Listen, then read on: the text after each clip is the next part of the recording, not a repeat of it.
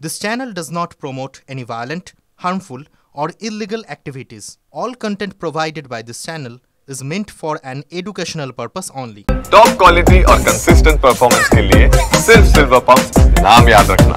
এবার যে খবরের দিকে নজর রাখবো, বেপরোয়া গাড়ি আটকাতে গিয়ে আক্রান্ত ট্রাফিক সার্জন। নম্বর প্লেটের সূত্র ধরে গ্রেফতার গাড়ির চালক সহ দুজন। আর ঘটনার সময় গাড়িতে থাকা 3 জনই মদ্যপ ছিল বলে দাবি পুলিশের। সুপ্রিয় রয়েছেন আমাদের সঙ্গে। সুপ্রিয়, কি আপডেট পাওয়া যাচ্ছে?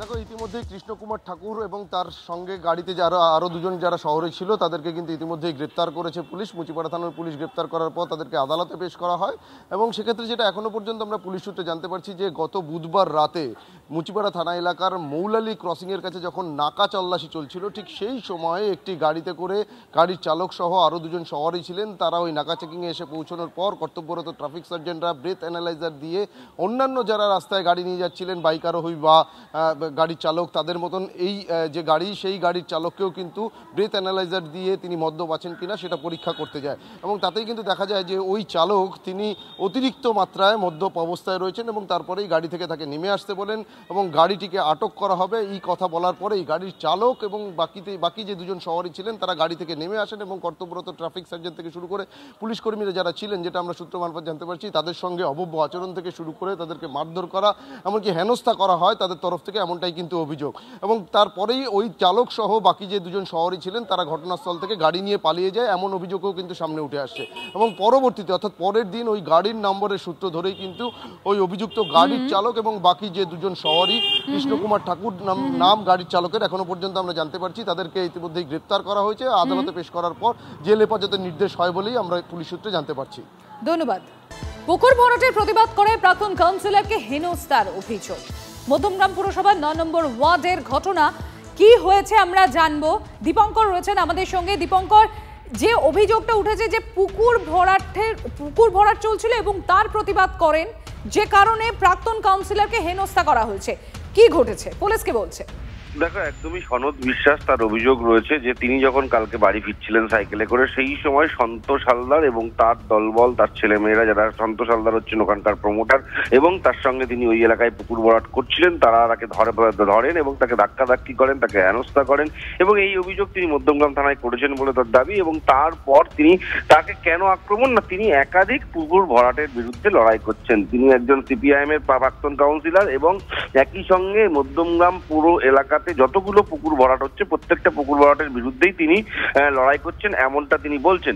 এবং 9 নম্বর পুরসভার এই যে পুকুরটি ভরাট হচ্ছিল সেটি ওখানকার স্থানীয় কাউন্সিলর সুমিতা ঘোষের খুব কাছাকাছি এবং সেই প্রমোটারও ওই এলাকাতেই থাকেন। ফলত স্বাভাবিকভাবে এই ঘটনার প্রতিবাদ করেছেন, সেই কারণে তাকে মারধর করা হয়। এবং যদিও পরবর্তীতে মধ্যমগ্রাম পুরসভার পুরপ্রধান নিমাই ঘোষ তিনি দাবি করেছেন যে পুকুর ভরাটে মধ্যমগ্রাম পুরসভা একদম সম্মতি জানায় না এবং তারা অতীতে বেশ কয়েকটি পুকুর খুঁড়ে আবার পরিষ্কার করে দিয়েছে। সেক্ষেত্রে যদি এই অভিযোগ সত্য হয় তাহলেও এই পুকুর আবার তারা খুঁড়ে পুকুরের জায়গায় ফিরিয়ে আনবে, এমনটা পৌরসভার দাবি। কিন্তু এই যে ঘটনা ঘটেছে, এই ঘটনাকে কেন্দ্র করে ইতিমধ্যেই মধ্যমগ্রাম থানাতে ওই সনদ বিশ্বাস অভিযোগ দায়ের করেছেন এবং সেই অভিযোগের বিরুদ্ধে তদন্ত শুরু হয়েছে। ধন্যবাদ। এদের বক্তব্য আছে কেন আমি পুকুর ভরাটের বিরুদ্ধে বিরোধিতা করছি, পুকুর ভরাট করছে তার বিরোধিতা কেন আমি করছি, তার বিরুদ্ধে হচ্ছে এই তাদের সন্তোষ হালদার এবং রাজ হালদার তৃণমূল করে নেতৃত্ব, এরা তৃণমূলের মদতে তো হচ্ছে। এই যারা প্রমোটারি করছে তারা প্রত্যেকেই তৃণমূল করে এবং এরা মধ্যমগ্রামে 250-র উপর পুকুর ভরাট করে ফেলেছে, 250-র উপরে। এবং সেই পুকুরের মধ্যে বহুতল বিল্ডিং, 10 তলা, 11 তলা, 5 তলা, 6 তলা বিল্ডিং। আমরা ডিএম থেকে, এডিএম থেকে, বিএলআরও থেকে, মধ্যম পুরসভা থেকে, আমাদের এক্সিকিউটিভ অফিসার মধ্যম থানা, এমনকি চিফ মিনিস্টার, তাকেও আমরা এই কপি করে বিভিন্ন এই মধ্যমগ্রাম পুকুরগুলি বেআইনি যে ভরাট করছে, এটা বেআইনি, পরিবেশকে ধ্বংস করছে, সর্বত্র জানিয়েছি, কিন্তু নির্বিকার। যিনি এই অভিযোগটা করেছেন এটা সঠিক নয়। কোনো পুকুর ভরাটে যদি কোনো অভিযোগ পৌরসভায় জমা পড়ে থাকে, পৌরসভা তৎক্ষণাৎ ডিপার্টমেন্টাল মাধ্যম দিয়ে তদন্ত করা হয়। যদি এরকম কোনো পুকুর ভরাটের মাটি পড়ে থাকে আমরা সেই ল্যান্ডলর্ডের নামে এফআইআর লঞ্চ করি। যদি কেউ অন্যায় করে থাকে পুলিশ প্রশাসন আছে, তাদের কাছে যাবে। গ্রামের রাস্তা দিয়ে প্রতিনিয়ত ওভারলোডেড ট্রাক যাচ্ছে, যার জেরে ক্ষতিগ্রস্ত রাস্তা। ধূপগুড়ির বারঘড়িয়া গ্রাম পঞ্চায়েতের মসজিদপাড়া এলাকার প্রায় 2 কিলোমিটার রাস্তার বেহাল অবস্থা। রাস্তার মাঝে বড় বড় গর্ত, উঠে গিয়েছে পিচের প্রলেপ।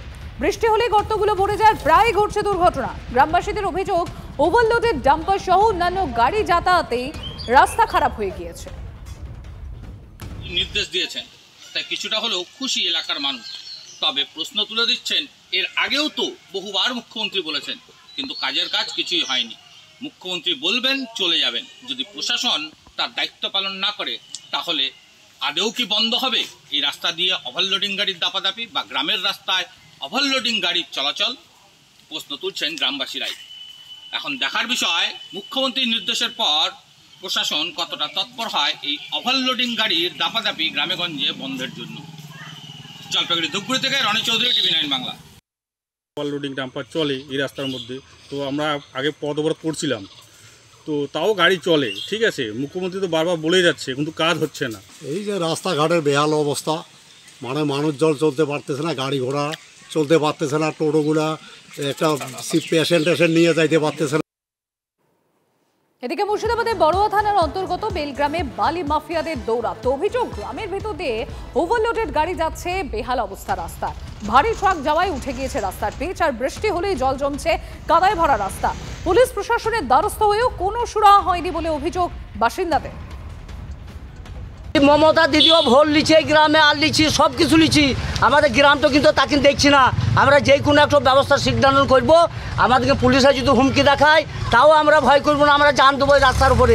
হাসপাতাল নিয়ে যাচ্ছে না, রাত বেরিয়েতে মানুষ যেতে যেতে পড়িয়ে যাচ্ছি, অ্যাক্সিডেন্ট হয়ে যাচ্ছি। তাইলে কইবে গাড়ি, বড় গাড়িতে যাচ্ছে বালির, আর একবার দোয়া করতে করতে চলে যাচ্ছি। তাহলে রাস্তাটা হবে না নাকি? চলাফেরি তো বলে হচ্ছে না। জেলা পরিষদের তত্ত্বাবধানে কাজটা করার চেষ্টা করছি। সত্তর আশা করা যায় কাজটা হবে বা টেন্ডার হবে। জেলা পরিষদের সঙ্গে কথাবার্তা চলছে। যে অবস্থায় আছে রাস্তা, তাতে গ্রামের লোকের সত্যি করেই বেরোনোর খুব অসুবিধা। তার সঙ্গে আমরা বলতে পারি সেটা হচ্ছে গিয়ে ওই গ্রামের যারা ছাত্রছাত্রী, তাদেরও স্কুল যাওয়ার খুব সমস্যা, এবং প্রতিনিয়ত টোটো উল্টে যায়, প্রতিনিয়ত বাইক অ্যাক্সিডেন্ট হয়। চলতি সপ্তাহে উত্তরকন্যায় প্রশাসনিক বৈঠক থেকে গ্রামের রাস্তা দিয়ে ওভারলোডেড ট্রাক যাওয়া নিয়ে পুলিশকে তুলোধনা করেন মুখ্যমন্ত্রী মমতা বন্দ্যোপাধ্যায়।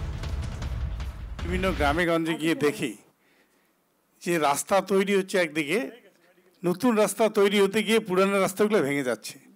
এত বেশি লোডেড ট্রাক সেই পুরানো রাস্তা দিয়ে যাচ্ছে। আমি তো বারবার বলেছি গ্রামীণ রাস্তা দিয়ে কোনো লোডেড ট্রাক যাবে না। কেউ দেখছে কেন পুলিশ এটা করছে না? রাজীব, আমি কতবার বলবো এক কথা? How many Times? বারবার করে আইসিদের বলা হচ্ছে, ডিএমদের, এসপিদের বলা হচ্ছে এটা পুলিশের দায়িত্ব। কেউ টাকা খেয়ে গ্রামের রাস্তা দিয়ে ঢোকাবে না ট্রাক। টাকা নেই তা সত্ত্বেও আমরা করে যাচ্ছি, আর হেভি লোডের ট্রাকগুলো ঢুকে সেগুলো ভেঙে দিচ্ছে। কতবার বলবো এক কথা বারবার করে? এক কথা বারবার বলতে ভালো লাগে না। যদি কোনো কমপ্লেন থাকে, please send me the complain. কৃষি বিভাগেও দুর্নীতির থাবা। এক ছটাকো জমি নেই, অথচ মিলেছে রবি মরশুমের শস্য চাষের কৃষি বিমার ক্ষতিপূরণ। আর প্রকৃত ক্ষতিগ্রস্তরা বঞ্চিত ক্ষতিপূরণ পাওয়া থেকে। অভিযোগ, বর্ধমানের রায়না 1 নম্বর ব্লকের পলাশন গ্রাম পঞ্চায়েতের সকনাড়া গ্রামের চাষিদের। জেলা প্রশাসন বিধায়কের কাছে লিখিত অভিযোগ দায়ের, আর এই ঘটনায় কৃষি দপ্তরে নিয়োগ করা বীমা সংস্থার কর্মীদের কাঠগড়ায় তুলেছেন ক্ষতিগ্রস্ত কৃষকরা। ঘটনায় ক্ষোভ প্রকাশ করেছেন রায়না 1 পঞ্চায়েত সমিতির কৃষি কর্মাধ্যক্ষ। শস্য বিমার টাকা তুলেছে মুসলিম সাগনারা ব্রাহ্মণ পাড়ার কয়েকটা ঘর। 18 লক্ষ টাকার দুর্নীতি করেছে কয়েকটা ঘর, ভুয়ো কাগজপত্র দেখিয়ে। তার মধ্যে কয়েকটা গ্রাম পঞ্চায়েত আছে, যেমন 4 থেকে 5টা গ্রাম পঞ্চায়েত, মিটু গ্রাম পঞ্চায়েত, আড়ুই গ্রাম পঞ্চায়েত, পলাশন গ্রাম পঞ্চায়েত আর হিজলনা গ্রাম পঞ্চায়েত। এই 4-5টা গ্রাম পঞ্চায়েতের টাকা তাদের অ্যাকাউন্টে আজকে কয়েক বছর ধরে তারা ঢুকিয়ে নিচ্ছে। দিদিমণি যেটা বলেছেন ঠিকই বলেছেন, যে বিআরআরগুলো হচ্ছে, যে বিআরআর অফিসগুলো হচ্ছে বাস্তুকুকুর বাসা। কেন সেখানে এত মানুষ বাইরে বসে সব একটা করে বাক্স দিয়ে বসে আছে? সব দালাল আছে, অনেক দালাল। আড়াইয়ের দালাল, বিয়ানারদের দালাল, হ্যান্তার আছে। রায়না মোটামুটি অনেকটা শান্ত হয়েছে। আমরা মানে পঞ্চায়েত ব্যবস্থার সঙ্গে যুক্ত হওয়ার পর কিন্তু অনেকটা থেমে গেছে, যেটা আগে অনেক কিছু হয়েছে, অনেক কিছু। বহু বেস্ট জমি ওনারা পাট্টা দিয়ে পাইয়ে দিয়েছে।